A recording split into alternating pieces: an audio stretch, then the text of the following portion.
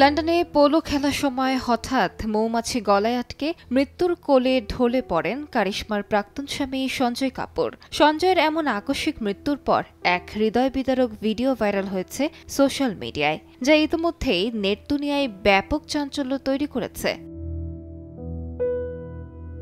প্রকাশ্যে আসা ভিডিওতে দেখা যাচ্ছে মাটিতে পড়ে রয়েছেন সঞ্জয় এবং তাকে ঘিরে রয়েছেন মেডিকেল টিমের সদস্যরা। তারা প্রাণপণ চেষ্টা করছেন সিপিআর দিয়ে সঞ্জয়কে বাঁচাতে। যদিও ভিডিওটির পুরোপুরি সত্যতা নিশ্চিত করা যায়নি, তবে ভারতীয় সংবাদ মাধ্যমের দাবি সঞ্জয়ের মৃত্যুর আগে এটি শেষ মুহূর্তের ভিডিও।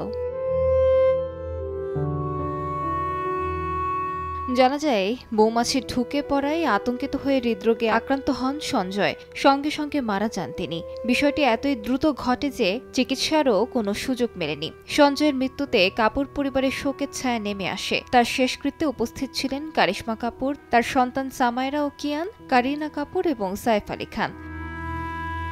আলিশা ইসলাম, সময় সংবাদ।